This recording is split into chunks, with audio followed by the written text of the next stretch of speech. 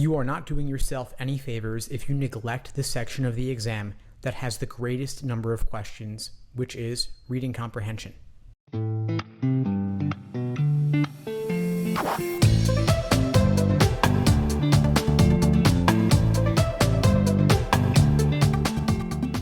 Hey, what's up everybody? Steve Schwartz here from LSAT Unplugged, joining you today to talk about reading comprehension and how you can incorporate it more effectively into your prep. I'm making this video today because I find that far too many students neglect reading comp in their studies. They leave it out entirely until the very end of their prep, at which point it may be too late to make a big impact on their reading comp performance. A lot of students start with games because it's the most appealing section of the exam. It's the scariest at first, but also the most learnable, as many of you may have heard before. That is true, but reading comprehension should not be neglected. It should not be left out. You have roughly 23 questions per exam on games and roughly 27 questions per exam on reading comp, making reading comp more than a third of the exam. It is the biggest section of the exam, and contrary to popular belief, you can improve significantly on this section. A lot of students feel they can't. They've heard bad advice elsewhere. I totally get it.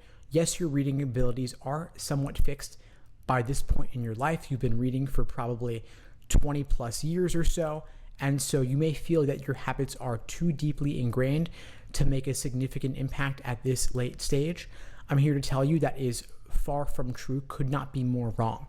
The thing is, LSAT reading comp does require you to read a little bit differently than you may have read before. Most exams you've taken up to this point, like the SAT, the ACT, exams in college, exams in high school, a lot of those exams have you reading for content. They have you reading for details. They have you reading for information. LSAT reading comp, however, is a bit different. Here, we are reading for structure. We are looking to see how the author goes about making their argument over the course of the roughly 450 words in that passage, whether it's natural science, social science, humanities, or law, doesn't really matter.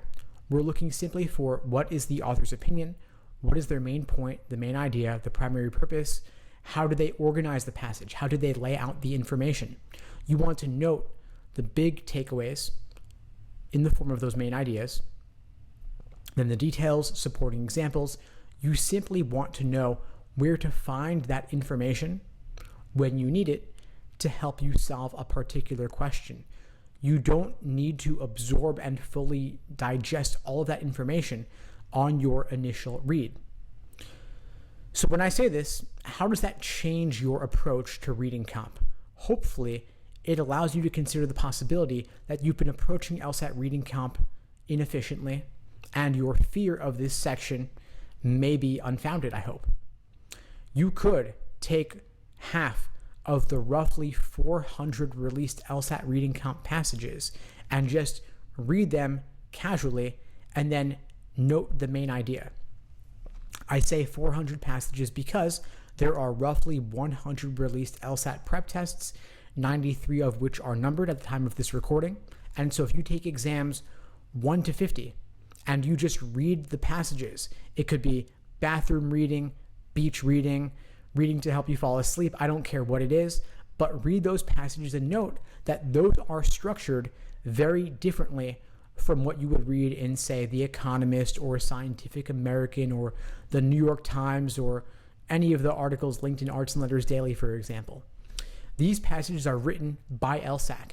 They are adapted from real-world sources, but they are boringified. They are made more boring for the purposes of the LSAT. These passages, in other words, require a very particular reading style because they have a very particular writing style. So again, as an exercise, as a drill, just read a bunch of passages, the first 50 exams worth of passages, and just write down in your own words, what is the main idea? Then compare the wording of that extraction to how LSAC articulates it in the correct answer to the main idea question, which almost every single passage has. This is a way to get your feet wet on LSAT reading comp so that you don't neglect it for another couple months till you take the LSAT later this fall, for example. I want you to think about how can you take the smallest possible step towards improving your LSAT reading comp score. This drill is simply one way to do it. There are, of course, a number of other potential approaches you could take. You could take several time sections and then note, how do you like approaching them? Do you like highlighting, underlining, taking tons of notes? Do you like approaching the questions in the order given, or do you like jumping around? Personally, I'm not a fan of the highlighting and underlining tools. They're a bit glitchy when you're working on LSAT's platform, which is the one that you will have on LSAT test today. I find personally that the students who do the best on the LSAT reading comp, they mark very little or not at all, but it's yours to experiment with. Hopefully you're not taking the LSAT in just a couple of weeks, but rather you're taking it in 2, 3, 4, 5 months. You have plenty of time to experiment with different styles, and you will find the one that works best for you.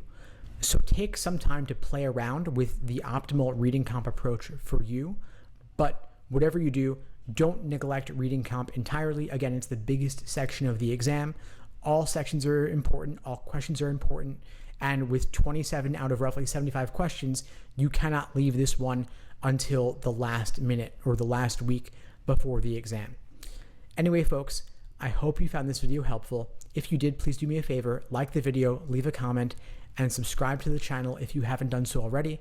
It really helps with that YouTube algorithm, and I really do appreciate it. In the meantime, I wish you all the best, and take care.